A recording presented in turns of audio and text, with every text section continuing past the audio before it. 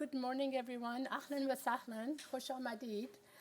This session is sponsored by Dana-Farber Cancer Institute, and I put this slide on. You can see Dana-Farber's numbers. But today I want to start with talking about Gaza's cancer patients with a 13th century Persian poet Saadi Shirazi, who wrote these timeless words. Human beings are members of a whole, in creation of one essence and soul. If one member is afflicted with pain, the other members uneasy will remain. If you have no sympathy for human pain, the name of human you cannot retain.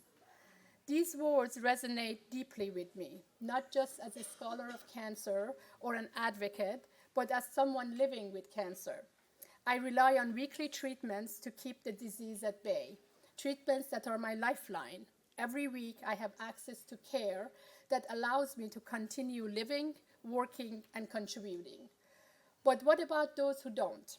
What happens to cancer patients caught in the crossfire of a conflict or of a genocide, just like in Gaza, where survival becomes a matter of chance rather than choice?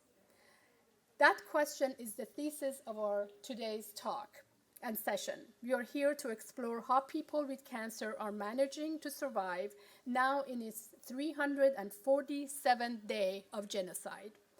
What do we know, and most critically, how can we help?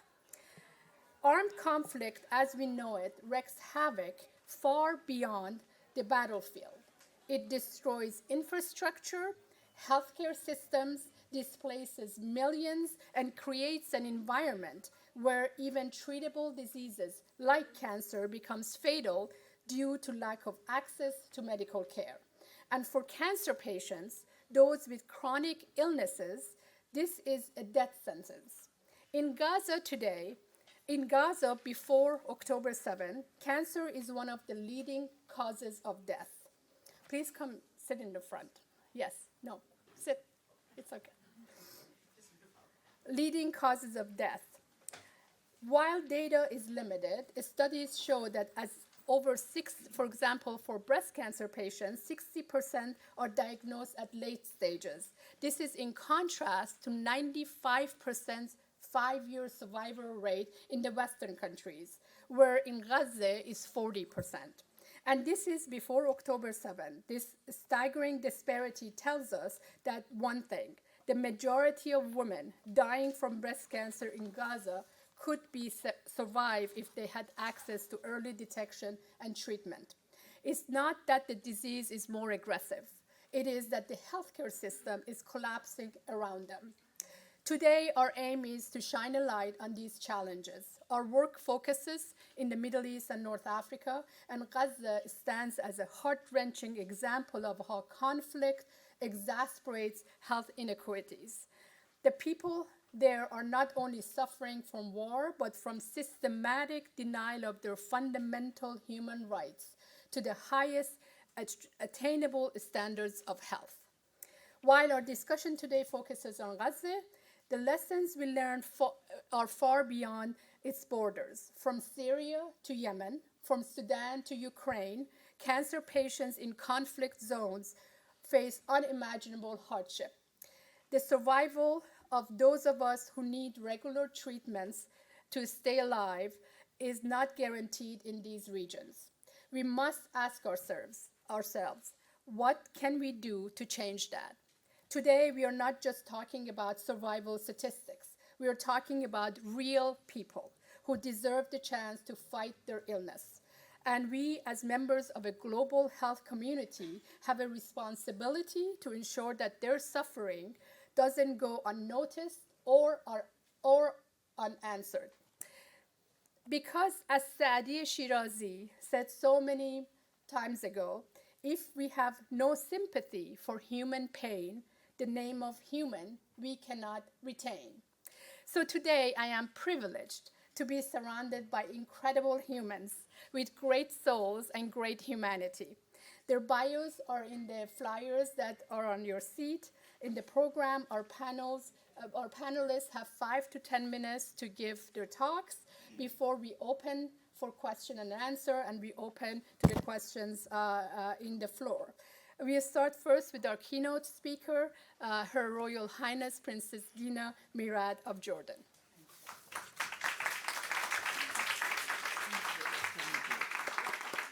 By the way, if you're looking for a really, truly pure, kind soul, I think it's Dr. Naveed.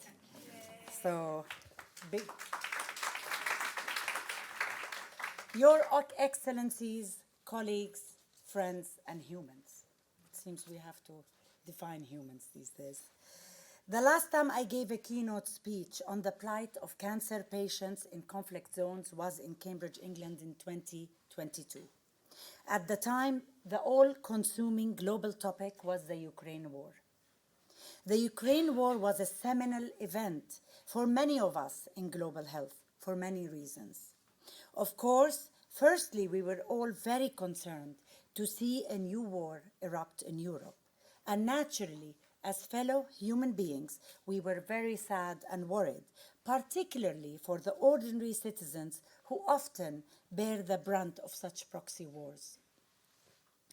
However, as the war unfolded, we saw something else, a refreshing new way of unprecedented solidarity, global solidarity.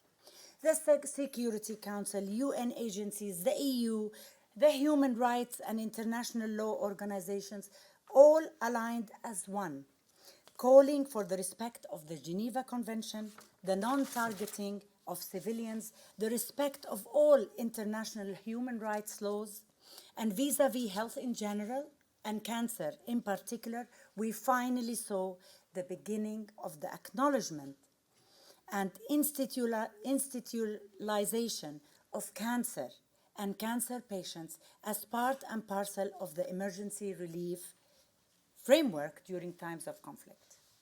Humanitarian emergency relief had always concentrated only on emergency care, leaving civilians with cancer and other non-communicable diseases completely ignored.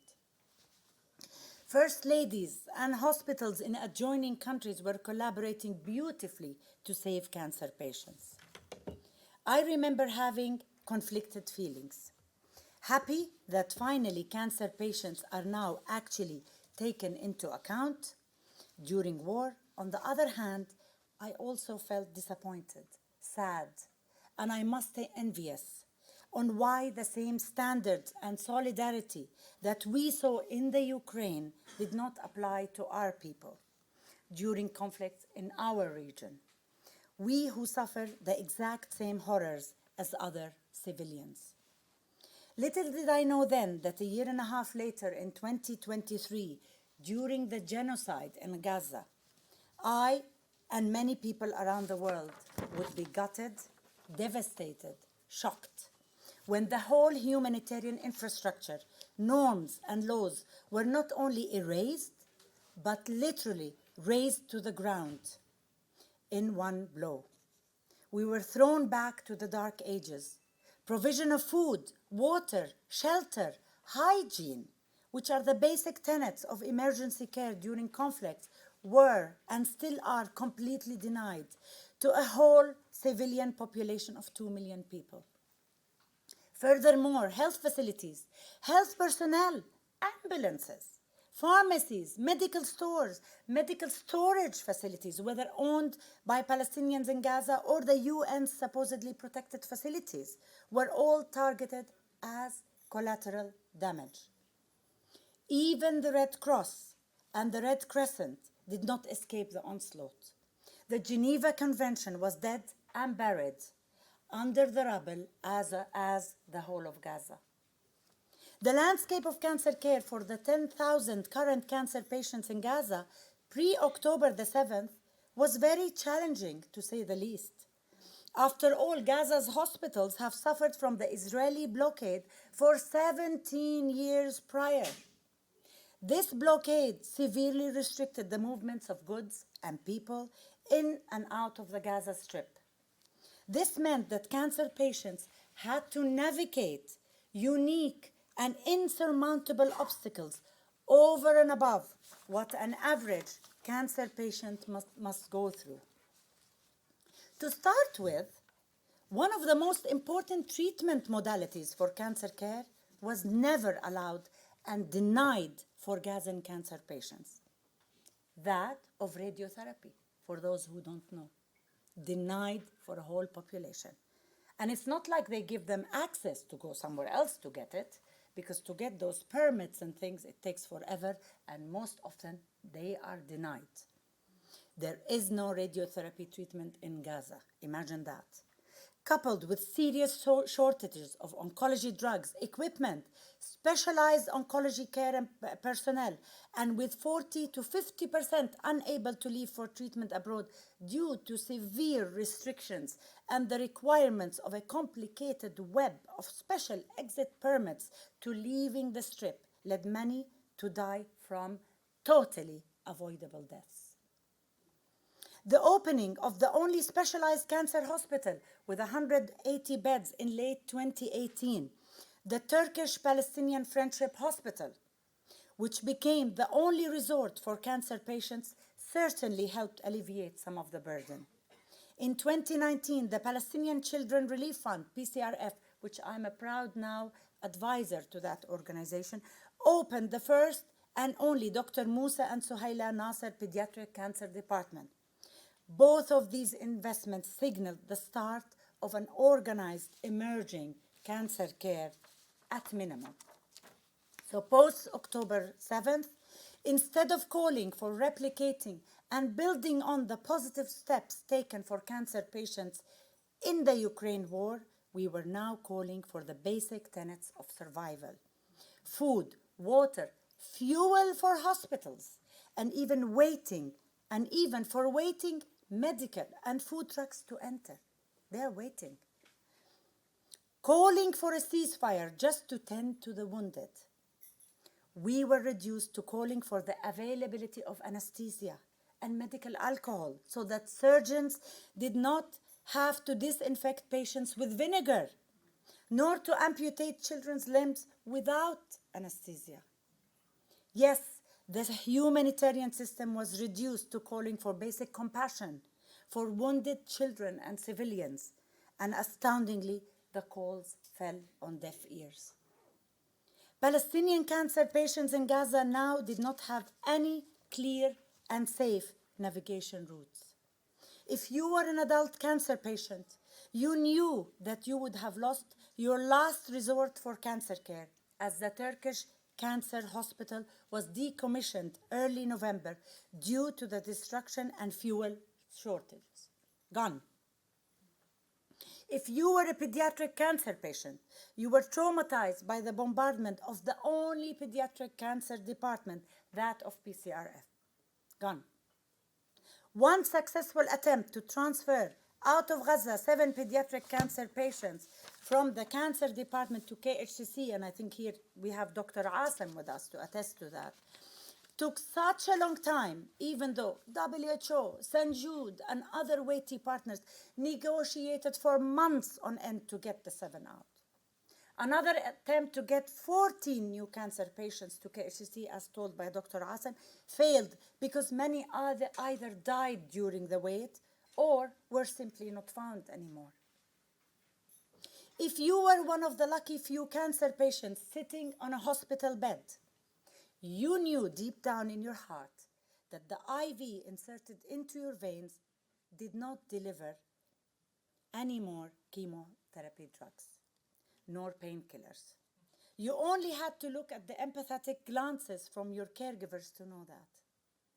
You also did not know whether your expert oncologist would come in the next day, whether arrested, kidnapped, or murdered, or whether your favorite nurse would still be alive, let alone whether your family survived yesterday's indiscriminate bombings. And for most cancer patients, the dreaded news was when being asked to be displaced from one place to another, knowing full well that there are no safe places in Gaza. And of course, we are not talking here about early detection services and new cancer diagnosis. Why? Because these services completely ceased. With hospitals being destroyed and the ones standing, turning into makeshift shelters to thousands of people, whether injured or not, meant that cancer, the disease, had a field day. Cancer loves wars, with no opponent in sight. This bodes very badly for the explosion of cancer, of advanced cancer cases in years to come, reducing any chance of successful treatment. As a cancer patient in such circumstances, the mental stress is beyond description. You did not only fear the external war, but also feared the internal war still ravaging your body by cancer itself, the latter of which is also a non-believer of ceasefires. Cancer does not believe in ceasefire. So having not many options, countless patients decided to take the only navigation route available to them. That is to join their extended families, if they still existed, and surrender to dying slowly and in extreme pain, at least amongst the last vestige of support system. Many would have died by now, probably more from starvation, communicable diseases, shock, and stress than from cancer at this point. Forgive me for being very pessimistic and despondent, but it is extremely hard to cling on to any shred of optimism right now when we see that even the UN, WHO, UNICEF, Save the Children, Doctors Without Borders, Human Rights, and other respected organizations have also been relegated to begging the UN Security Council for the application of the Geneva Convention, which they made, by the way, and for the protection of health during times of war. There are rules, my friends, exactly for such purposes. And wait for it, for the Security Council to veto such non-political, purely humanitarian and this legal request several times. The lawful rulings of the mighty international criminal courts have also been ignored. All these are Western tools established supposedly to protect civilians during war. But it seemed not for us. We don't have blue eyes and blonde hair, even though it's very nice to have that. But, yeah, this is from a bottle, yes. I and Professor Richard Sullivan penned an open letter at the start of the Gaza genocide to all cancer organizations in the world to weigh in and speak up for the implementation of the Geneva Convention, protection of the safety and health of civilians. I was stunned to see many organizations struggling and scrambling to write a coherent and authoritative non-political statement in support of protecting the lives of civilian population, including cancer patients during conflict, let alone a genocide unfolding before our very eyes. We see it every day. We did not ask anyone to weigh in on the politics of the conflict. No one would be qualified to do so anyway. This is 75 years in the making. It did not start on October the 7th, my friends. We just wanted all so-called self-professed global health advocates and medical associations who continuously call for equity and access to care for all human beings, regardless of race, religion, or geography, to simply be slightly outraged. That's all we wanted. To simply be slightly outraged at the unprecedented humanitarian catastrophe and actually weigh in on the humanitarian norms that should be followed during times of conflict. At minimum, protesting for the safety of frontline healthcare workers who were killed just for doing their job. Just for doing their job. We wanted the global medical and cancer organizations all over the world to add their weighty, independent voices to support the Geneva Convention and to support the UN organizations and global multilateral humanitarian legal system, which were being weakened and enfeebled day by day in the eyes of the whole world. Instead, we saw weak and feeble statements To add insult to injury, we heard about doctors and medical personnel censured by their affiliate medical associations and organizations all over the world for supposedly being pro-Palestinian. Asking for the respect of the Geneva Convention, international law, and for the protection of children and civilian lives is not being pro-Palestinian, but rather being pro-human. What is at stake here is not just the global failing of protecting Palestinian civilians. It is far more serious than that, and with grave repercussions that will reverberate for all humanity long in the future. The fact that the protection of health for civilians during conflict has been shown to be no longer a given sacred right, as sanctioned by international laws, means that in other future conflicts, warlords will now take note that they can now weaponize health in times of conflict, as they have seen that they will neither be stopped nor held accountable, taking us all back literally to the barbaric ages. And the problem is that no one has the right to moralize anything to anybody anymore, full stop, as we have seen the tale of two cities unfold right before our very eyes. The Ukraine war was one hopeful example of solidarity and respect of international laws, and the Gaza genocide was the extreme other, replete with double standards, hopelessness, and disregard for human lives. I just want to take a quick break to say that Dr. Asim and his team at the King Hussein Cancer Center, they hosted Ukrainian doctors to train at KHCC. We showed solidarity at that time. We, as the global community, cannot let that happen for all civilians caught in war. Not for the Ukrainians, not Russians, Israelis, Palestinians, Armenians, Yemenis, Sudanese, Syrians, and many other nations affected by war. Not even for the devil incarnate. There are rules, my friends, in these times. Humanity still has to prevail. That is the whole point of the Geneva Convention, after all. This meeting is called Gaza's Cancer Patients, Navigating the Dual Struggle Between Illness and War. It should be called Breaking the Cancer of Silence. The urgent call for solidarity, solidarity, solidarity. We ask you all to be the first to state that you abhor not only the international breaking down of international humanitarian infrastructure during wars, but also reject the interference of power politics, polluting and weakening that framework that was established exactly for such purposes. We need you all to collectively call for real solidarity in order to influence global policy, so that we can all start to rebuild the whole ecosystem of health in Gaza. This should be in tandem, in my opinion, with the solid commitment afforded to the rebuilding of Japan after the Second World War. The commitment for Japan included not only a blueprint for rebuilding infrastructure and the economy, but came with billions of dollars to make that a reality. It cannot all be on us to rebuild what has been decimated with the support of many governments around the world. I'm sorry. Everybody is responsible. Everybody has to support. We know what needs to be done. We need the foundational framework of serious global solidarity to implement what we know quickly and urgently. I hope that today will usher the start of healing and solidarity.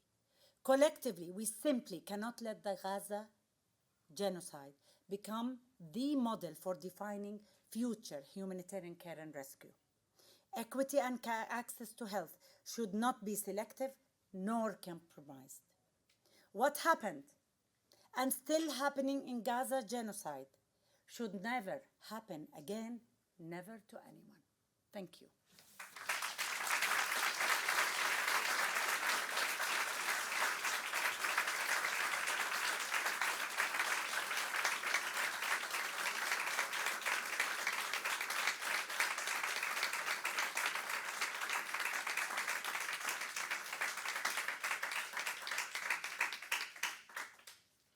Thank you, Princess Dina. I'd like to start by introducing myself. Dr. Ru'a Rimawi. I'm a Palestinian physician. I was born and raised in a small village called Beit Rima in the West Bank in Palestine.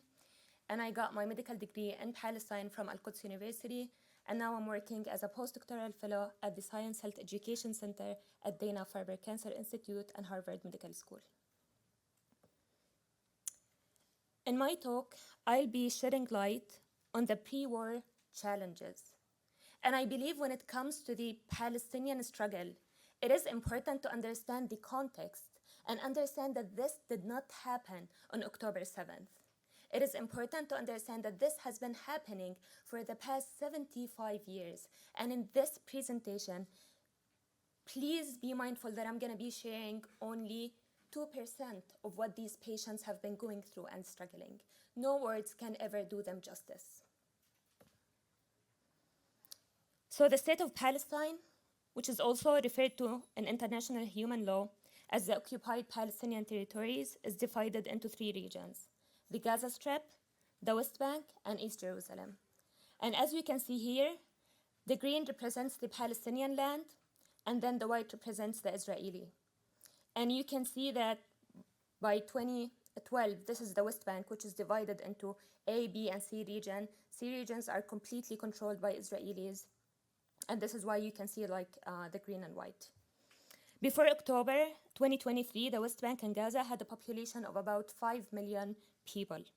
Nearly 44% of the Palestinian population consists of children. The pre-war living conditions in Gaza were dire, to say the least. Gaza had been under a full Israeli blockade since 2007, restricting movement by land, air, and sea. Unemployment in Gaza reached 46% in 2022.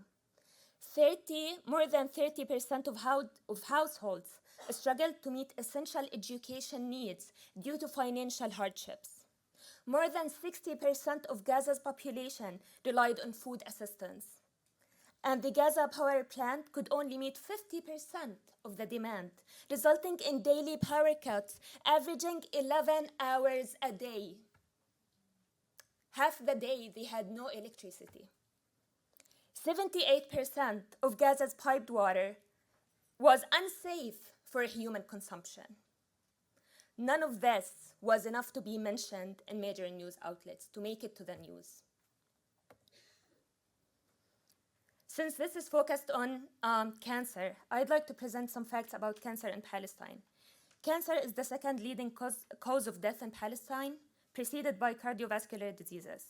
60% of new cancer cases are diagnosed in people between 15 and 64 years of age. Breast cancer stands as the most prevalent cancer in Palestine. And despite that, the incidence rates are on par with other Arab nations and much lower than Israel, the mortality rates remain to be higher. The breast cancer survival rate among Palestinian women is estimated to be as low as 40%, while in Western countries, where access to treatment and diagnosis is available, it is as high as 90%. According to Augusta Victoria Hospital data, more than 60% of breast cancer cases are diagnosed at late stages. Augusta Victoria Hospital, which you can see in the picture here, stands as the only comprehensive cancer center in Palestine, and it is located in East Jerusalem. Patients living in the West Bank and Gaza who are referred to East Jerusalem for the only comprehensive cancer center to get diagnosis and treatment require Israeli medical permits, and this process is complicated, to say the least. Hospitals suffer from regular shortages in chemotherapy. Radiotherapy has been denied in the West Bank and Gaza. And as you all may know, most of cancer patients require radiotherapy at a certain stage in their lives, which means most of cancer patients have to be referred to East Jerusalem to get the treatment that they deserve and they need. The two linear accelerators in East Jerusalem must serve all of the Palestinian oncologic needs, which means that the access rate is 1 machine per 1 million inhabitants. Bone marrow transplantation is still unavailable. So patients needing bone marrow transplantation must seek referrals to neighboring countries. Due to these limitations, referral is essential. Approximately 100 patients per year traveled from Gaza to the West Bank and Jerusalem for radiotherapy, chemotherapy, or surgery. This is the timeline for Gaza patients' referrals in 2022, as highlighted by the WHO. So as you can see, the process starts with making the medical decision, then obtaining the medical approval, then obtaining the financial approval, then getting the appointment date, then the permit process, then if they're lucky enough to get the permit, crossing the checkpoints. This process takes between 33 to 121 days. Imagine the delays in diagnosis, the delays in treatment, and how much it's been affecting the survival. A study done by the WHO showed that cancer patients facing delays and denials in their permit applications were 1.5 times less likely to survive their disease. This is systematic discrimination. This is apartheid. This is a death sentence that has been imposed on Palestinians for the past 75 years. In 2022, more than 20,000 permit applications were issued for Palestinians in Gaza. Of these, 33 were delayed or denied. 22 of the patients applying for a permit were minor children who needed a companion. 62% of companion permit applications were delayed or denied, which led to 25% of these children had to proceed to the treating facility with no companion. Imagine a child facing cancer, going through the treatment journey, going to the hospital with no mom, with no dad, with no one. These children deserve better. We failed them, not just since October 7, we failed them for the past 75 years.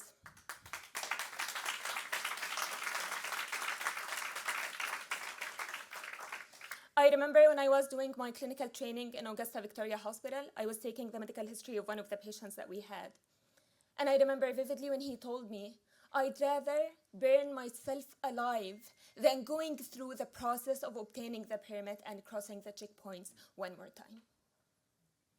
This is stuck with me, and this is why we are here today. I'd like to just highlight that the West Bank isn't the safest, the best place to be at. Similarly to Gaza. Movement restrictions are imposed on Palestinians in the West Bank as well. In early 2023, more than 500 movement barriers in the West Bank were documented, which include Israeli checkpoints and roadblocks. So patients from the West Bank had to go through the similar process of crossing checkpoints, applying for permits. I myself, for me to go from my village to the hospital in which I did my clinical training, I had to cross a checkpoint on a daily basis, in which an Israeli sniper was pointing their rifles at my face, ready to shoot at any time I do something threatening. And this might be driving too fast, driving too slow, or God forbid, if my car just broke down. I'm gonna move now to my colleague, Dr. Subhi, who unfortunately couldn't be with us today because he couldn't get a visa to be here with us today, but he's gonna be joining us to shed light on the current genocide as a genocide survivor and as the director of the only cancer hospital in Gaza.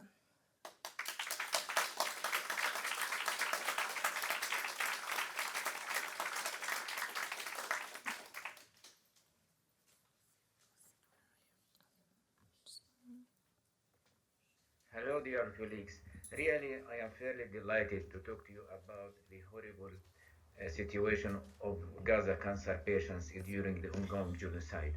I am Dr. Sobhi Skeik, the Director General of Gaza Cancer Center, the former head of surgery and medical director of Shifa Medical Complex in Gaza.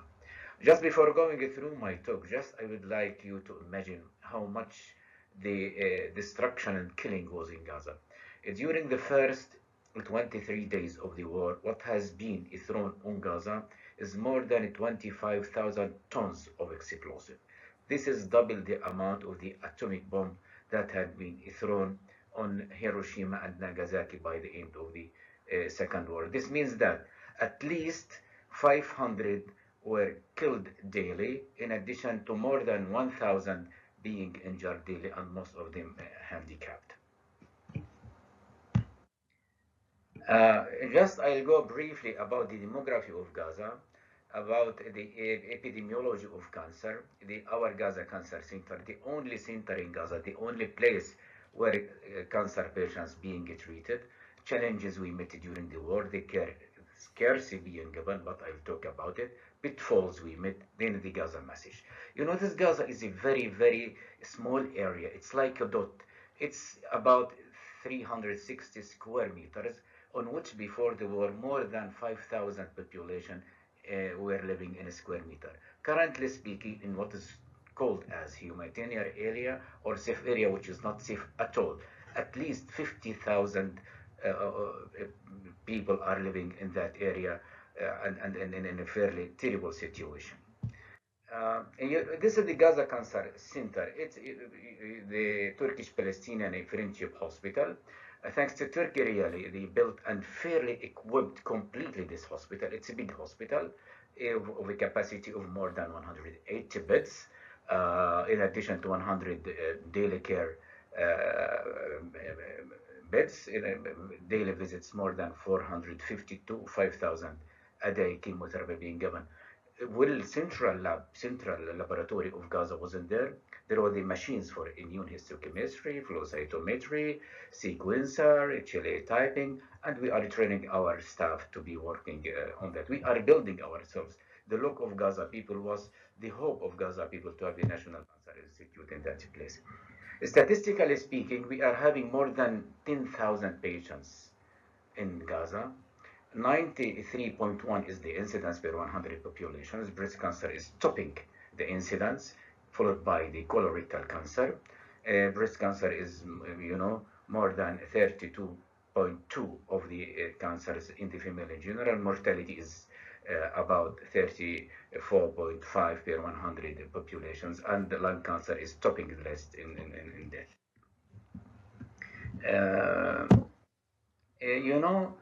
We don't have radiotherapy in our hospital. And to let this hospital being run, there was some sort of a proposal, let us have an operational plan for this hospital. And it was a prerequisite to have radiotherapy, which is already impending, really. A proposal has been proposed by Norway, thanks to them, supported by WHO and the World Bank, and we were planning to implement everything. It starts from the infrastructure, the awareness of cancer, up to the governance, how to go ahead. We were planning in a good way for that area. Those are the damages that happen to the hospital, indirectly being damaged around the hospital. Then directly, this is the third damage to the hospital. The third floor has been targeted directly twice in less than 24 hours. The next day, we cannot afford, and patients cannot stay in there. This is damaging some of the halls and some of the rooms being admitted in there.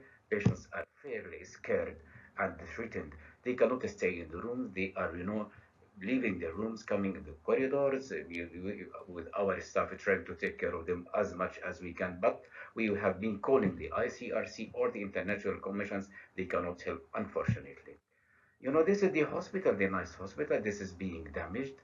This is the entrance of the hospital, and this is the troops of the army has been in there. They are, and then here they are damaging the hospital and the machines in there.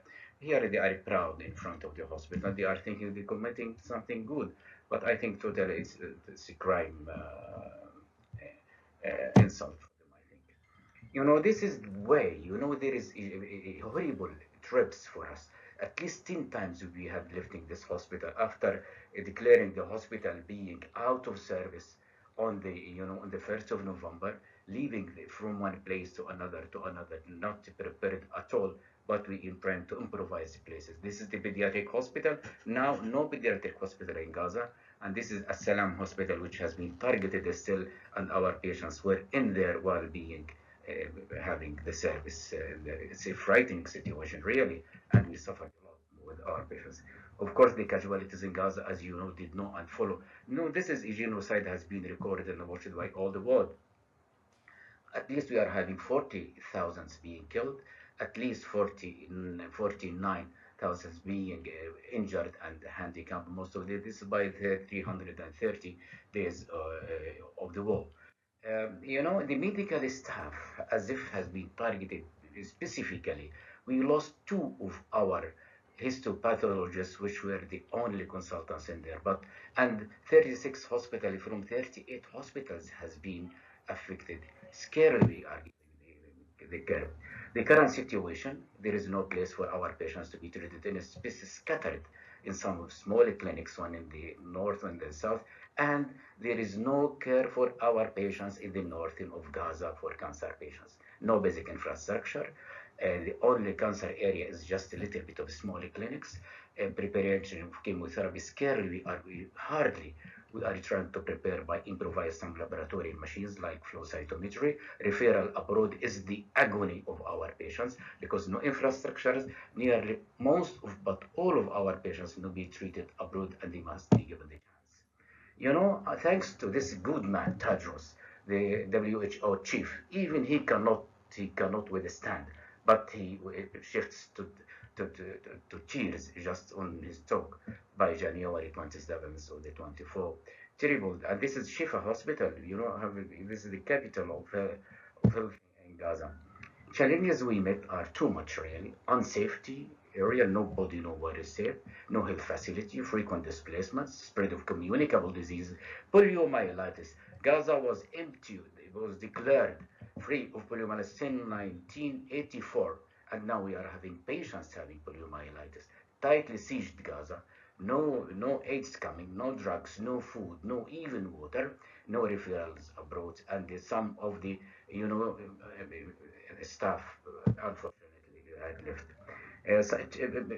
We cannot prepare chemotherapy. Already there is no radiotherapy, no isotope scan, no MRI. In GCC, we were having MRI, CT scan, good laboratory. Our IT communications are not there anymore, except scarcely we can do the little bit of function. The GCC started by digital system to all of the departments, which we were very proud of. International community were not given the chance to help us in the proper way. Locally, as known to everybody, that when there is a war, we fired our disaster plan, safety for staff and patients we considered, regular reallocations, renovations to places, field hospital. This is a field hospital, by the way. It could be a short-term solution for some of our patients. Contacted patients personally, cancer registry is there, and the minimal palliative care is there. But thanks even to Mohera and some of the colleagues, Dr. Mohera has been giving a nice with the palliative team in our hospital care and followed nicely. International community, thanks some of them. Thanks to them, really, they are coming and helping us in any way or another. WHO trying to help. They evacuated lately about 100 patients, but what has been evacuated totally from the cancer patients is only 1,000 from more than 6,500 referrals has been written for our patients, and the remaining patients, most of them, they need referrals. The pitfalls we meet across that unpredicted, unsafe recurrent evacuations, international commissions and agencies cannot help in a better way, except the UN still trying to, ICRC is trying to do in spite of restrictions and they're free to do that. Medical missions scarcely coming, but no oncology missions in Gaza, no oncology at all. We felt in there that we are struggling alone during this war. The Gaza message is two messages really. One to the international community, this genocide is to be stopped. International community and resolutions have to be considered in a better way, in more serious taken. Gaza cancer patients are really in a real crisis. Support demolished health system in Gaza because it could help the cancer patients, to the cancer community. For you, dear colleagues, empower the international cancer associations in Gaza, especially during conflicts. There must be protocols to be widespread to the areas of potential conflicts. You are to do some sort of solidarities with Gaza, like UICC fund for Gaza, like what has been happening to the Ukraine. Also create a community network, as has been done by ECO and ASCO. Really, we need some missions like this in Gaza. All international deal with cancer is called, really. The message to ICCU from Gaza cancer patients: please, this is the message to you, dear colleagues: save us, give us a chance not only to live in dignity, but also to die in dignity whenever it comes. This is my last message, and the message of my cancer patients in there. And thank you a lot for your patience in listening to me. And thanks for the administration of UICC calling me to talk to you. Thanks a lot.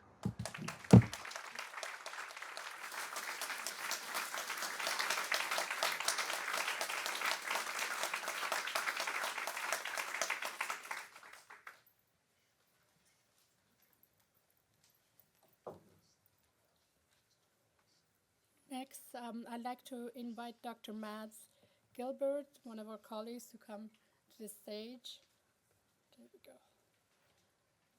Thank you, Dr. Mads.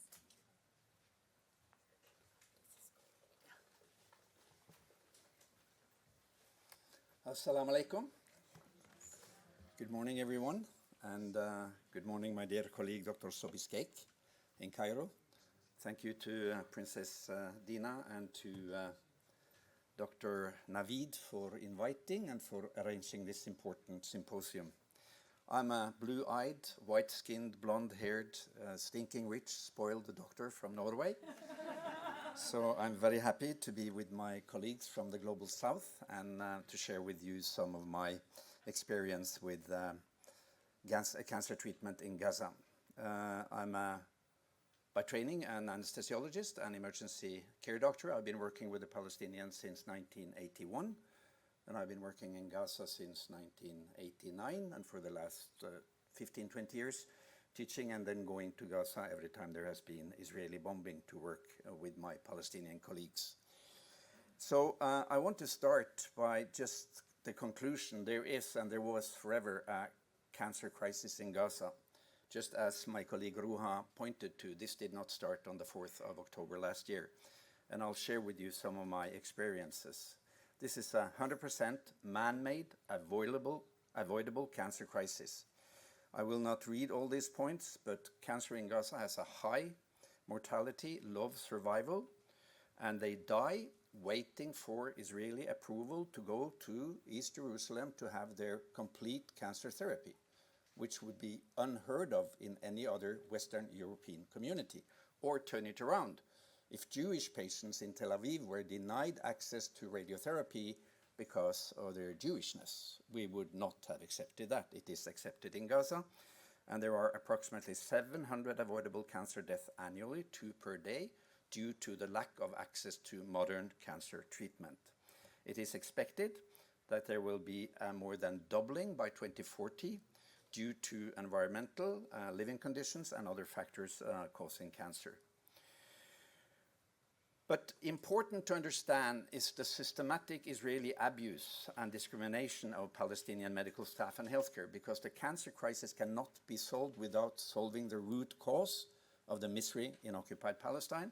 That is the colonial Israeli occupation of Palestine and their attacks on Palestinian healthcare. And I'll try to show you that.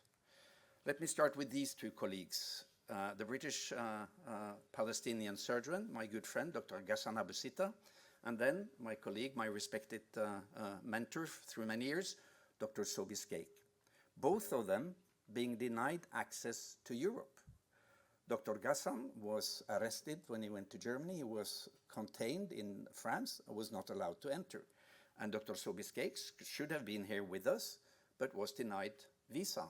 I was not stopped in Geneva airport yesterday. I passed right through. Why? Because I'm white, blue-eyed, and blonde. Because I'm Norwegian, I had a red passport. Why are the Palestinian colleagues, highly esteemed, not allowed entry into Europe? We are wading in a quagmire of racism and colonialism, which we need to really rinse out of our heads in order to understand the current situation in Gaza and not fall to be tempted to only treat symptoms. So this is one of the fundamental problems. It is the European attitude. And then, of course, the Israeli occupation army's attacks on healthcare and healthcare providers in Gaza.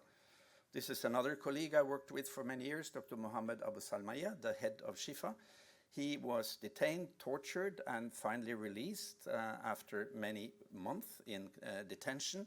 And still many of our colleagues are being attacked, tortured, if not killed. There has been more than 600 attacks on healthcare in Gaza and the West Bank since the 7th of October. And for us who have been used to work with the Palestinian healthcare, like myself, this is nothing new. During all the attacks that I have worked in Gaza, 2006, 9, 12, 14, the Israeli occupation forces always targeted hospitals, ambulances, and healthcare workers. It's part of their modus operandi, and it's part of the epistemicide, which is the erasure of the indigenous people's knowledge base.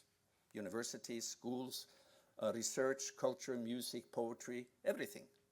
And that's why the occupation forces have bombed all the 12 universities in Gaza and bombed hundreds of schools. Why? Military targets? No. So this is a problem, but this has been met with an unimaginable Palestinian bravery.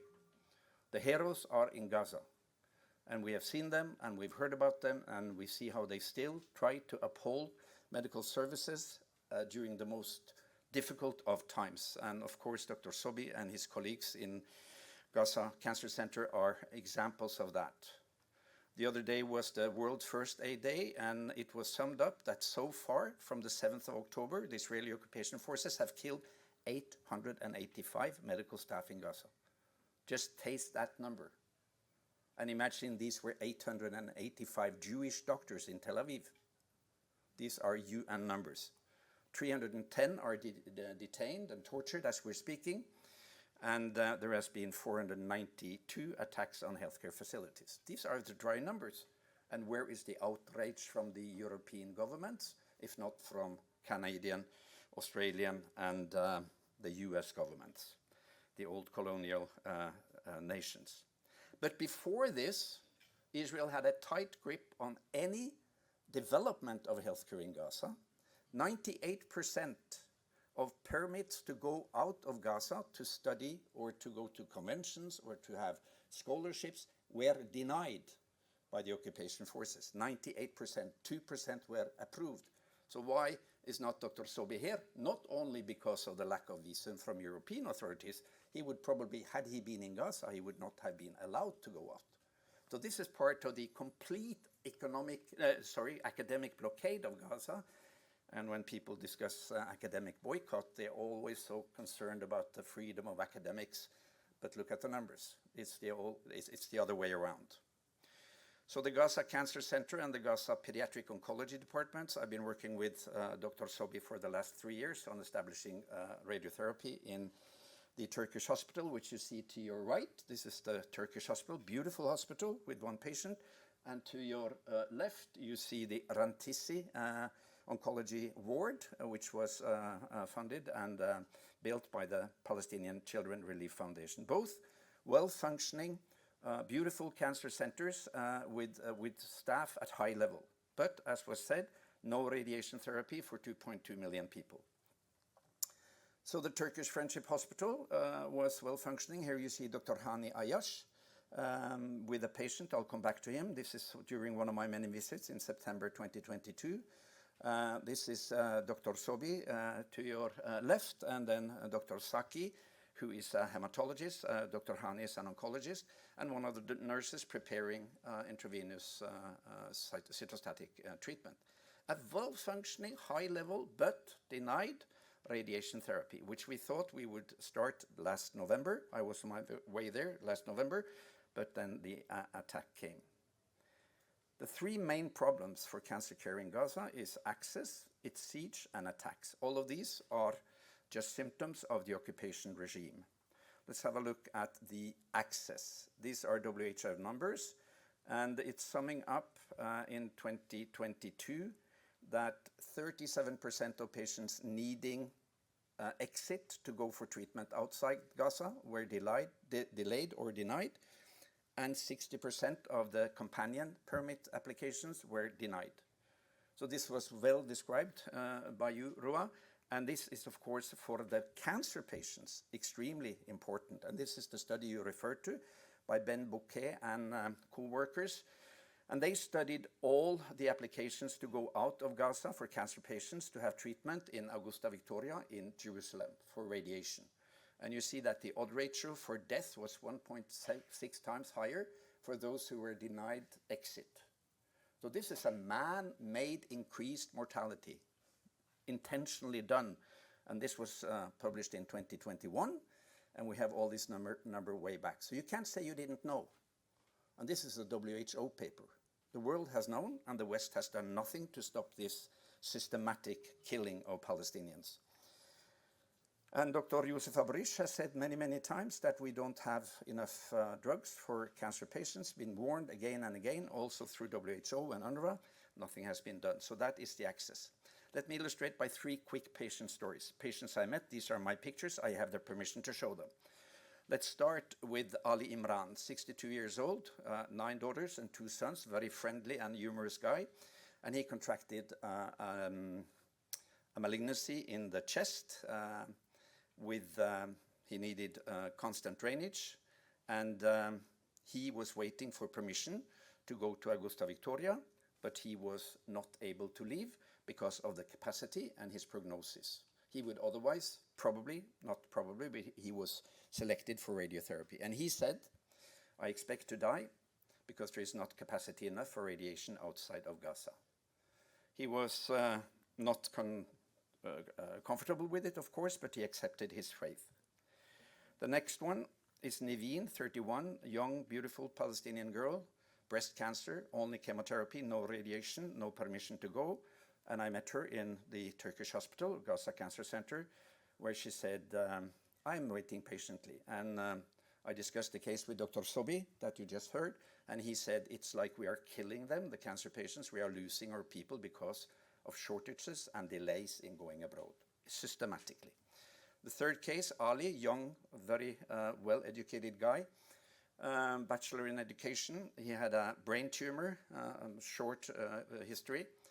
He managed to have 3 radiation rounds in Augusta Victoria, but now he was refused because his companion was refused for no reason, no explanation. Prognosis unclear, and probably all these 3 patients have died. I don't know, but I think so. And he said this is just sadistic to deny exit permit for critical radiation therapy outside Gaza. Sadistic is the word he used, which was also used by Edward Said, the famous Palestinian writer. He said in 2003, in fact, I cannot think of any other country on earth that in full view of nightly television audiences has performed such miracles of detailed sadism against an entire society and gotten away with it. I think that's very precise to sum up what we have seen the last 11 months.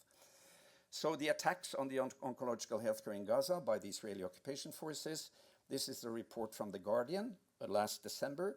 It shows in very great detail, almost forensic, how the Israelis have attacked 9 hospitals, and this was up till the 10th of November. And you see the 2 red ones here. It's the pediatric hospital, Al-Rantisi, and the Turkish Friendship Hospital that we have been talking about. Systematic attacks, and you see the results. Not possible to work clinically in either of them. And I have to mention also that my mentor, Dr. Sobi, was in the Turkish hospital with his wife when it was bombed and bravely protected his patients and made sure that the evacuation could take place. They had actually been seeking shelter in the hospital because somebody are thinking that humanity still prevails. It does not. And Dr. Youssef Aborish told me in late November, Dr. Mats, it is the triangle of death, not the bombing, that is killing our people in Gaza now. And that is starvation, lack of clean water, and diseases that go untreated. And among the diseases, infections, of course, diabetes, very high prevalence of diabetes in Gaza, cancer, cardiovascular disease, pregnancies, deliveries, mental health. But in particular, the 10,000 cancer patients not having access to diagnosis, to oncotreatment, to radiation therapy, and among them are 750 children. So this is the situation today. And they have been calling out for help.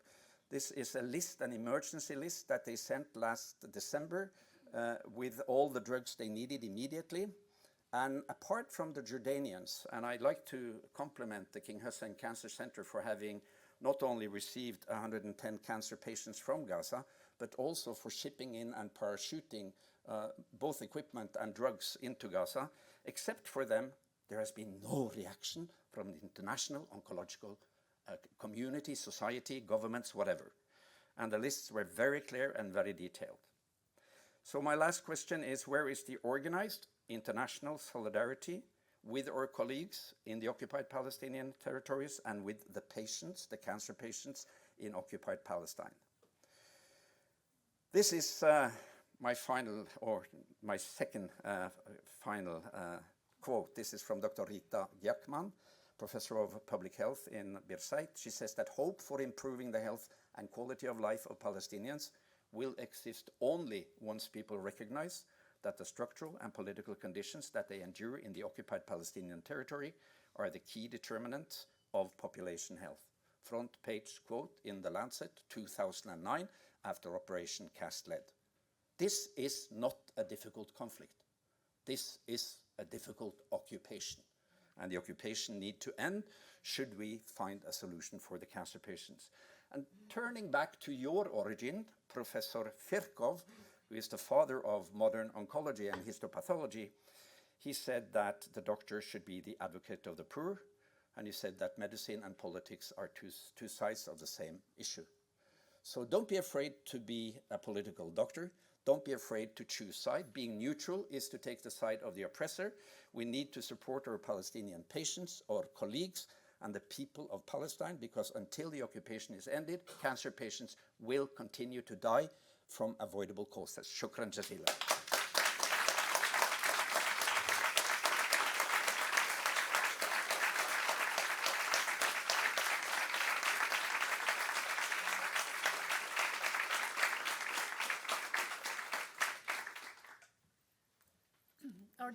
Thank you so much, Dr. Matz. Our next two speakers don't have slides, so I'm going to ask everybody to come on the stage. We might have to do some redecorating. Leslie, our next speaker is Leslie, and she's going to talk about her experience in the Middle East and North Africa. And Reem? Do you want me to stay here? You can stay here. And then, Thank you so much for this opportunity, Anna Mabsuta Hena. So I am a practicing pediatric oncologist, and I have two grown children, and they have looked back at my life and said that I've been very blessed by having very few ethical conflicts in my life practicing in Boston. We take care of everybody. We have all the resources that we need, and I literally go to work every day being allowed to do the most good that I can possibly do within my sphere. So I'm going to talk very briefly about cancer care delivery and why conflict, war, and genocide is particularly bad for it.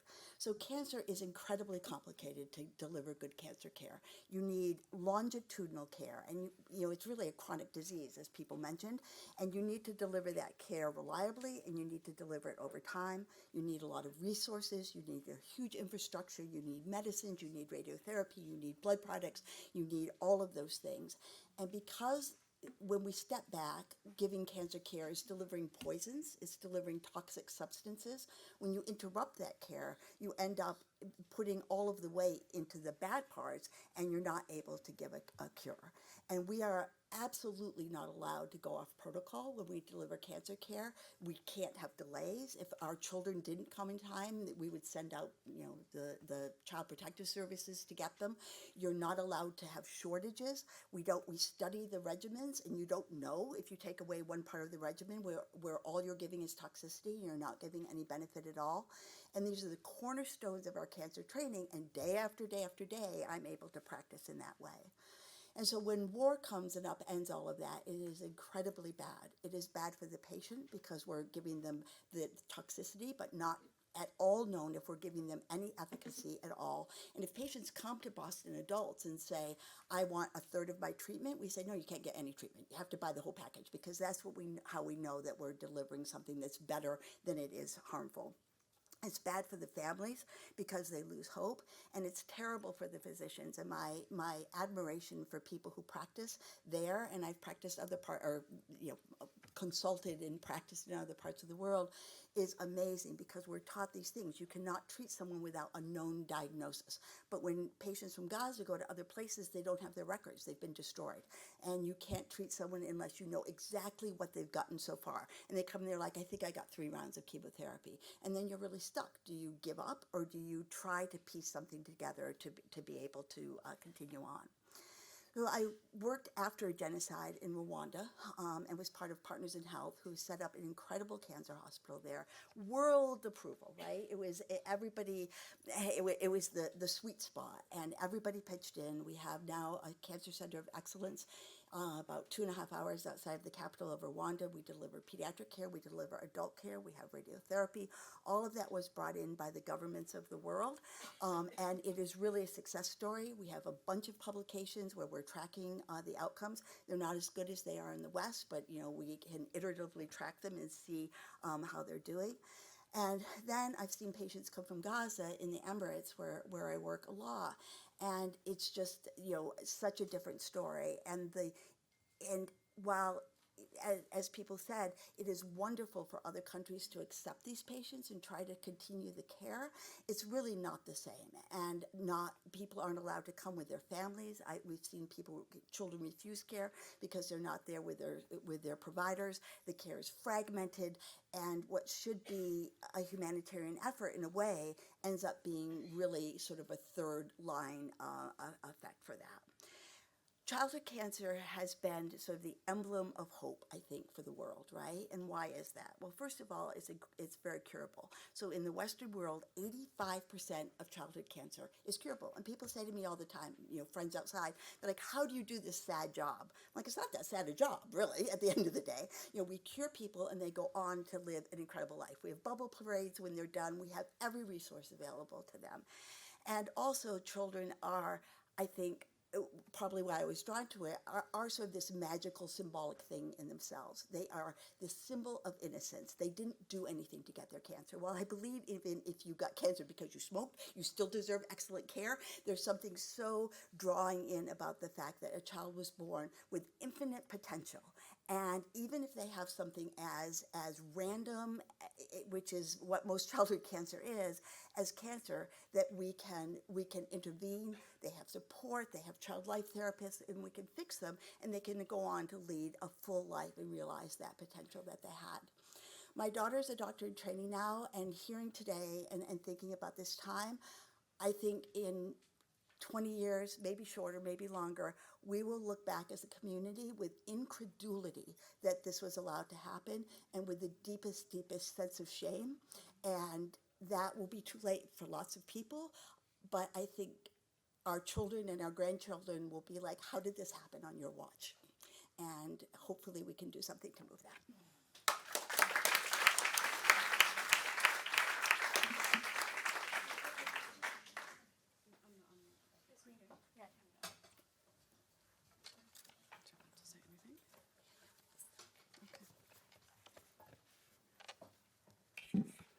So, esteemed guests, colleagues, and speakers, good afternoon, everyone.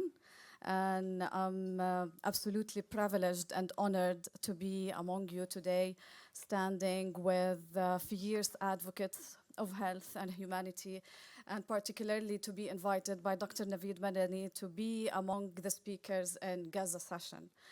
Today, I stand before you here wearing multiple hats. Dr. Naveed asked me to talk about health economics, post-war settings, and how to rebuild devastated healthcare systems, but also wearing my other hats as a cancer survivor, as an employee, a proud employee of the King Hussein Cancer Foundation and Center, the first organization who received and supported and standed fiercely with Gaza, receiving over 100 patients, 100 Gazan patients with their companions now in Jordan, receiving the best care at the King Hussein Cancer Center. And as a Jordanian, a country where we believe that Palestinians and Gazans are our brothers and our sisters, the unprecedented Gazans and Palestinians' bravery is what resembles and what saves our dignity.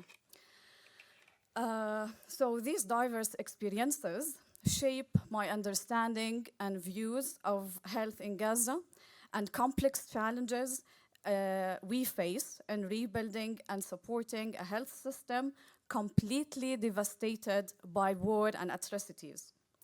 As a health economist, at the heart of building, rebuilding, reforming health systems come health economics and health financing. Health economics and financing are critical in rebuilding devastated health systems, particularly in post-war settings. But shouldn't we need first to reach this post-war setting and say enough to this genocide, say enough to this unprecedented catastrophe? Central to health economics is the principle of health equity and the efficient allocation of resources. First and foremost, we must recognize that health is a basic human right, is a fundamental human right, which means that all individuals should have equal access to the health services they need when they need, regardless of where they live, regardless of their economic standing, regardless of their circumstances.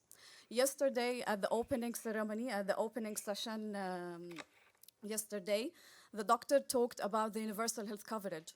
At the heart of the political health economy is the concept of health economy, is the concept of universal health coverage, the concept of being equitable to everyone.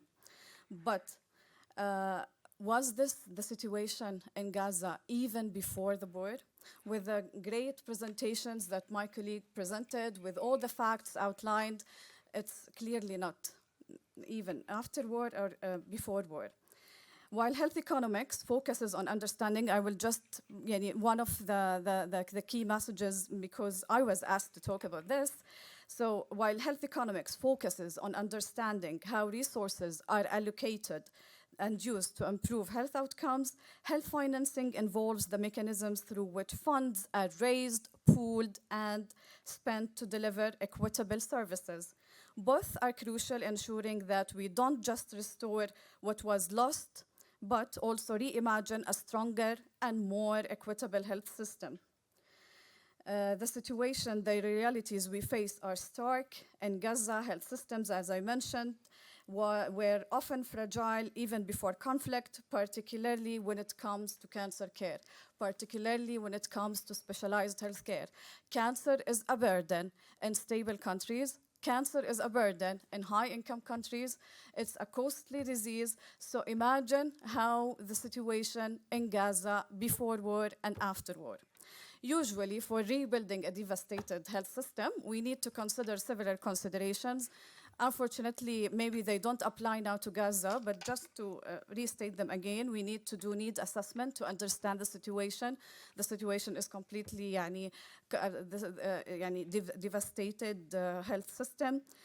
We need to consider equity and access. We need to look for international collaboration, infrastructure investment, training of healthcare cadres, sustaining and building financing models, monitoring and evaluation. I think among all these 7 steps, what we need really to focus on is the solidarity, the international solidarity, the international collaboration, and the equity and access.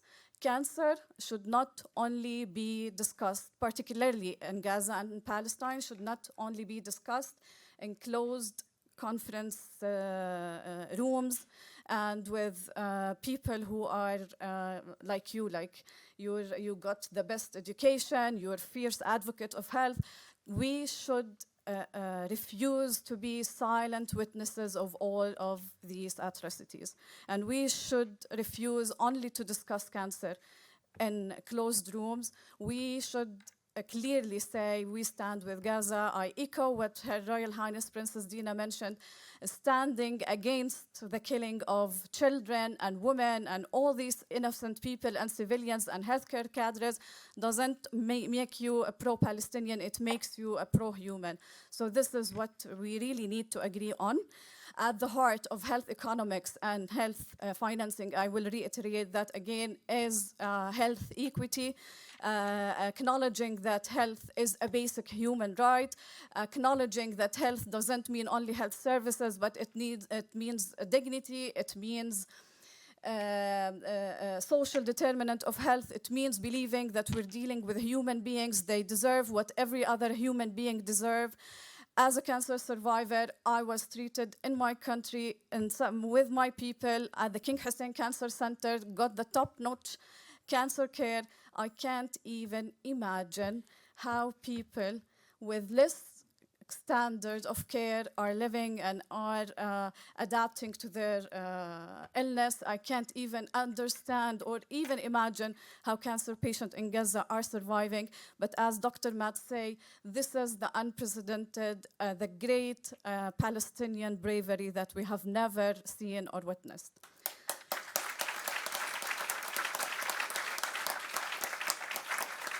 Maybe my last message is to ensure that local voices are heard, Palestinian voices are heard. Before the session, I called my friend and my colleague, maybe many of you know her, Iman Shannon, from Aid and Hope for Cancer Patients in Gaza. She's the president of this organization, and she's a cancer survivor.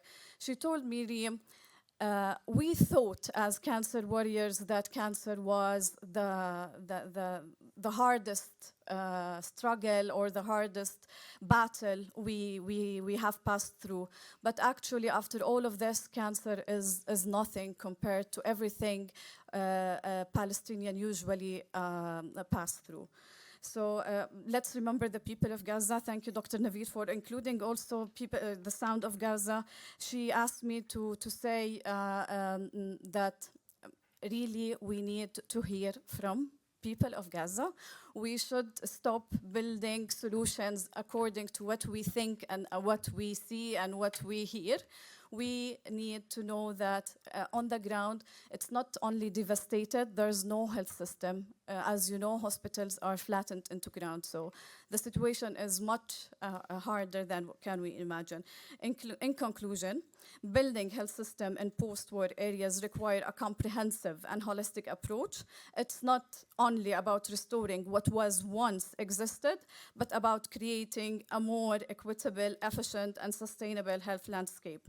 As we move forward, let's remember that our efforts must be rooted in the principle of health as human right, ensuring that no one is left behind. Again, let's refuse to be silent witnesses of this unprecedented catastrophe. Thank you very much for your listening. Thank you, Dr. Naveed, for the invitation. Thank you, esteemed guests and speakers, for all your great speeches. Princess Dina, I cried when you talked. Thank you very much for being a fierce advocate of health and human rights. Thank you.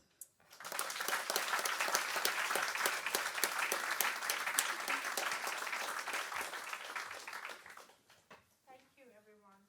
So just to give you a little bit of a background, I was a lab rat until around 15 years ago.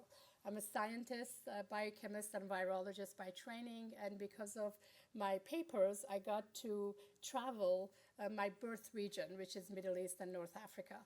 So I'm a proud daughter of the MENA region, and by my travels through Middle East and North Africa about 10, 15 years ago, I realized the gaps in the infrastructure, health infrastructure and scientific infrastructure.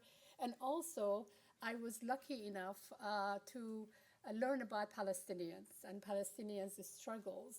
I have known, in addition to my wonderful postdoc here, I've known many Palestinian physicians and scientists, and I have found the challenges that they have gone through to be where they are. So as Dr. Mads mentioned, now we know. like me 15 years ago, I didn't know about what Palestinians go through. I didn't know the struggles, but now we know. Now we cannot be silent. We cannot have the cancer of silence. We have to talk to our government, our healthcare providers, and we have to be their voices. Dr. Skate, Dr. Soap, he couldn't be here, but I have him on my phone. So I'm going to open the questions. We have a few minutes. We have about 10 minutes for questions. Oh, perfect. Yeah, come. Yeah. One, two, one, two. Thank you. Thank you very much for the session and all the speaker. I'm Dr. Claire Rieux. I'm the medical director of Doctor Without Borders France, Médecins Sans Frontières France. It's many and many years we are in Gaza, working in Gaza with different projects for mental health and burns, and now we are still there working out with our Palestinian colleagues, the majority of them. Some of them have died, doctors, nurses, physiotherapists, but they continue to work, and I want also to testimony about that they continue to work, but they have also to deal with all the difficulties and all the difficulties with their family. So all these people, I think it's very important also to realize what they are living. We have a very small international team there who is coming every 6 weeks, and we work in different hospitals which have been bombed, and so we have to move. And then now we open an hospital in a field hospital because it was the only solution that we have, continuing by doing surgery. I'm a hematologist by background, and so since few years, MSF France has begun to have some project in cancer in Mali and Malawi. And in this situation, this conflict situation, we would like to do something for cancer, but we are overwhelmed also by the surgical need, the trauma need, and etc. But just to say that I will be very happy to continue discussion with you and to see how we can do something, because it's something that we are thinking a lot since the conflict. Thank you very much. Thank you so much. That one. Oh. Oh, sorry. Then you are. Yeah. Thank you. Thank you for these presentations. I have the privilege of being the consultant of WHO for supporting Palestine cancer control since 2016 or so.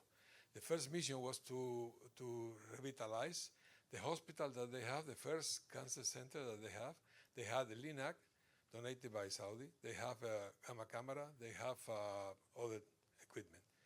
Nothing could be solved because it was impossible to import the rest of the part, the components, to complete it, you know. It's just an example. The war is now, but many things happen, and I think that one thing that we have to get from here is that it's not only the war, it's what has been happening, what you said, Rina. Yeah. Then I went in the 16, 18, to the Turkish hospital, the second time, to see another hospital has a chance to WHO. Many people were interested in supporting radiotherapy there and to complete the services. And then the government decided to have a cancer control program. And I was working with big community of all cancer specialists or people who deal with that in the epidemiology or cancer care or whatever, to create that. It was finished few weeks before the war. But what I want to express here, well, before that, is one of you see the slides, you see the figures, it's important. But when you have a chance, the opportunity in your life of seeing those things, I saw a guy, 32 years old, that would not come to East Jerusalem, to Augusta Victoria, for radiotherapy. He was denied 3 times, until he died. So it's terrible when you see that person and you have that. I cannot forget that image of that person. So the other thing is that the spirit of the Palestinians, you know, that they are translating into Arab the cancer control program that they have, because they trust that they will do it, they will implement it, and this spirit is important. WHO did a very nice report on all this situation. But I told them, who knows that? The people in Gaza? No, the world has to know that. Absolutely. Yeah, Anthony Bourdain said about 10, 15 years ago that when everything nowadays is made in China, there is one thing that's made in Palestine, and that's courage. And it's truly the same. Thank you. I'm Moira Lang. I'm a palliative care physician. Sobi, can you greet him for me if he can't hear me? Sobi, lovely to be sharing virtually with you. I've had the privilege, really the privilege of my life of working for 10 years in Gaza and working with Dr. Sobi in the Turkish Cancer Hospital. And I completely concur with everything that's been said. But can I add just 3 small points? Number one, we've been talking, but the emergency medical teams that go in response really miss completely internal medicine, palliative care, anything that would support NCDs. So I know there's been a high-level technical meeting. I was privileged to be there and give witness there, but we need to bring together the response of NCD and cancer and emergencies. Number 2, our colleagues not only have all the problems you've mentioned, they have not been paid for 1 year. I know WHO has highlighted that, but can the donors and so on think of how to maintain those healthcare workers who are still showing that courage to be able to at least eat, feed their families, and survive? So can we look at that? It doesn't look so sexy as buying a new machine, but it's really vital. And number 3, in the list of everything that is not available before and now is pain control. So can we, as a cancer community and palliative care community, talk about that more? For burns, for advancing cancer, for trauma, for obstetrics, there is none. And we need to all lend our solidarity to making a difference for that. We'll talk a bit more in another session later on this afternoon. Thank you so much. Thank you. Thank you so much. I'd like to have Dr. Mads mention some comments, but one thing I think all of us have talked about is that the first thing to do is to stop the occupation. First ceasefire, absolutely, and then stop the occupation, because it just seems like we have gone through 76 years of a slow genocide. And now, just now, international community in the last 11 months is just realizing what's happening in Gaza. Dr. Mads? Oh, sorry. Oh, go ahead. Sorry. So I'm a pediatric oncologist, and I work in many places around the world. I work in Lebanon, in Iran, in Jordan, thanks to your warm welcome. And I also work in Israel. And I want to say that the people and my colleague in Israel are devastated. They used to take the kids from the Gaza Strip, particularly in Haifa, where there is a unit that has been built with the condition that they would welcome Palestinian patients. And I want to express their voice to say that they are against what's going on and they want to change the system, but they are also prisoners of the politician. So I think it's an important fact, and I want to thank you all for what you have presented today, because I learned a lot, and particularly Rua. Thank you. Thank you.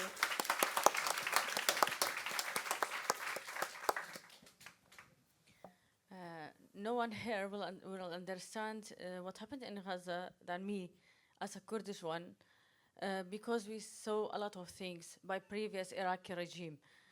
Did you know, when you hear about chemical bombing, you just remind Hiroshima? Did you know that there is a city in Kurdistan, previous Iraqi regime used chemical bombing? It's Halabja. No one is here know what's Halabja. Halabja is a city that previous Iraqi regime used chemical bomb. Many of Kurdish people are missing by Anfal, by their regime. Many are buried when alive. No, any countries in the world didn't say anything, any words about Halabja, about what happened in Kurdish people. No one say any words, even any Arabic country says words with the previous Iraqi regime. Why you do that? I think that there is no human right. And when the UN says rights for all, right is not for all, right for some that the UN like, not for all. I'm sorry to say that. Thank you for your comments. And you bring up you bring up a good issue because our region has been had a lot of wars and conflicts and usage of chemical weapons in the last 40 years. Unfortunately, cancer incidence is going to go up in the next 50 years. So, exactly, yeah. Just you, because we are a minority. Right. Because the Kurdish are minority, so no one depends on us. Yeah, thank you for your comments. Good evening, everybody. Thank you, Naveed, for this amazing session. Thank you for every and each one of the speakers, especially Your Royal Highness. You spotted the light on how unfair the systems are, where we don't do justice for everybody the same way and with the same libra, let's say. One important thing we have to remember that it's not only about physical illnesses that these people suffer. It's not only about those who died, but there are people who had loss. They either lost families, they lost places and homes, and they lost arms, legs, whatever. These people will need psychological support as well as physical therapy. So from this place, I would love to say that one of the Jordanian services that had been applied and sent to Gaza people is a platform that for mental health that was launched by the Pan-Arab Women Physicians Association.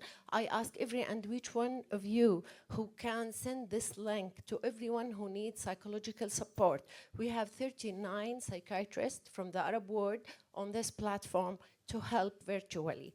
So Dr. Matt might be the one who will advocate this platform. They need psychological support. We don't want to end with survivors, but with a bad psychology. And I'll give you the platform, www.mentalhealth.com. Thank you very much.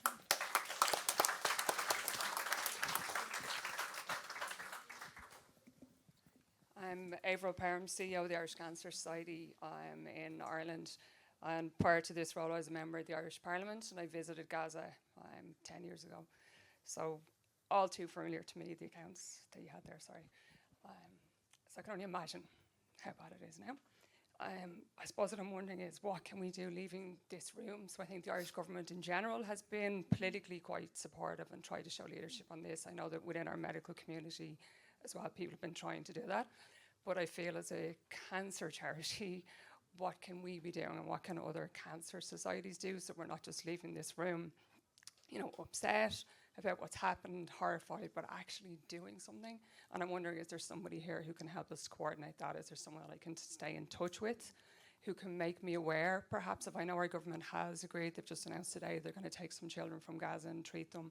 That could have been done earlier, you know, and just to help me to understand what other governments are doing that we could be doing, or what kind of practical things, like in terms of medicines shortage, and that we could be advocating for. Is there someone who can stay in touch with me and stay in touch with others from organisations here and help us to be more involved after we leave this room? Thank you. Thank you. Thank you, Sam. Dr. Matz. Yeah, thank you for the comments. I just want to address one thing, and that is about the complicity of the West, because we've known all these things for many, many, many years. This didn't start on the 7th of October. This didn't even start in 2006 with the siege. Gaza's cancer patients never had radiation therapy. And show me the number of Western oncology societies having stood up and said, this is medical apartheid. And as for your comment about our Israeli colleagues, absolutely, lots of them. I haven't heard one statement from the Israeli Medical Association nor the Israeli Oncology Association against the occupation and the abuse of medical systems in Gaza. So people have to take personal responsibility. You can't just go to some convention and pay lip service. I'm sorry.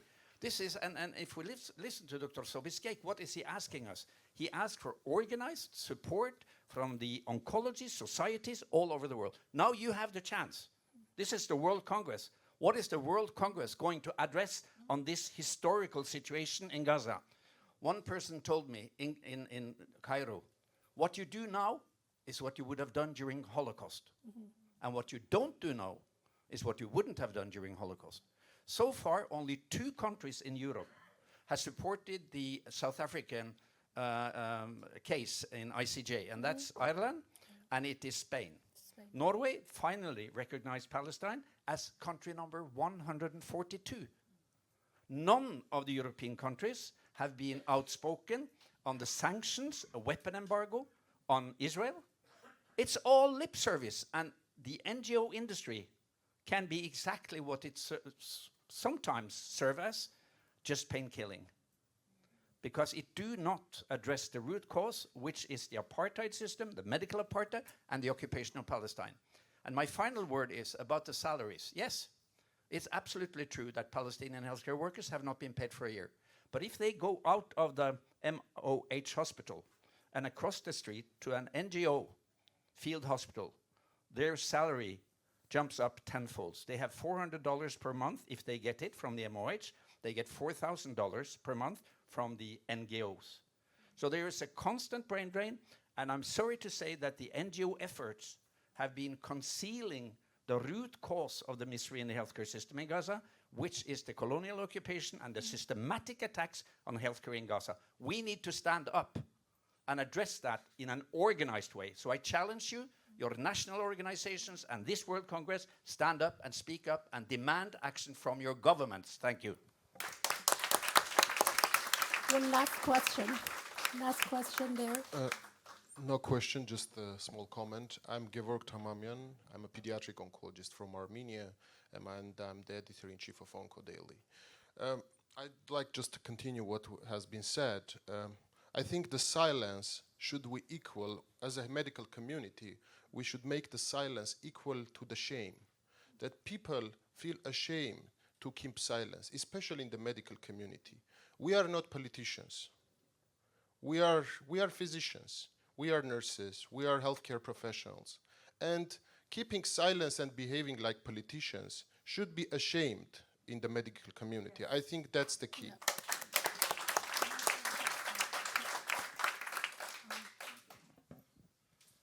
I just want to say something. It's working.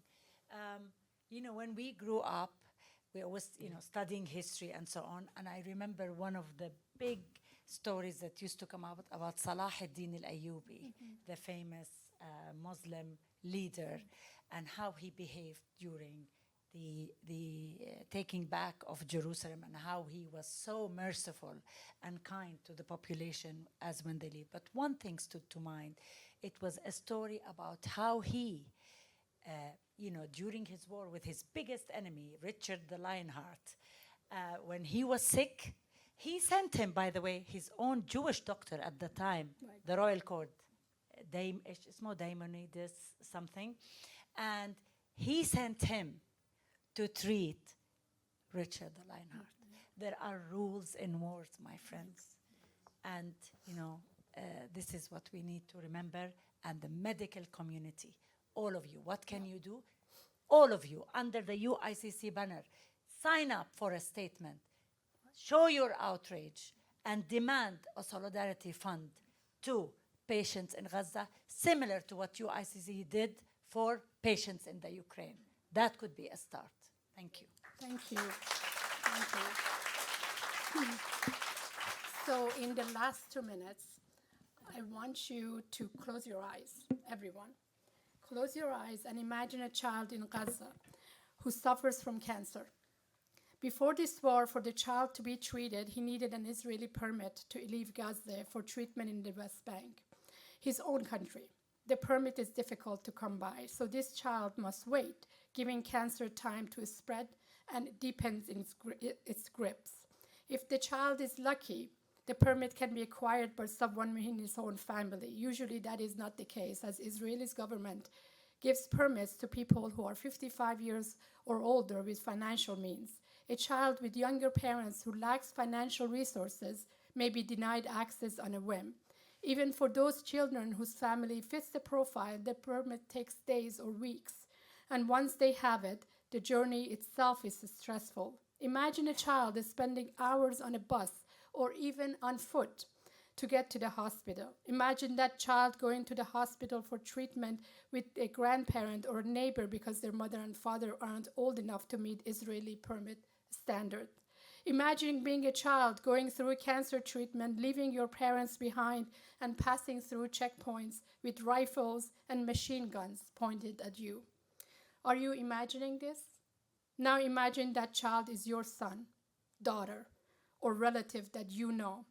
Could you imagine standing by as all of this was happening to your loved ones? What is happening in Gaza represents the profound failure of imagination, an inability to foresee the consequences of inaction, and the neglect of human empathy.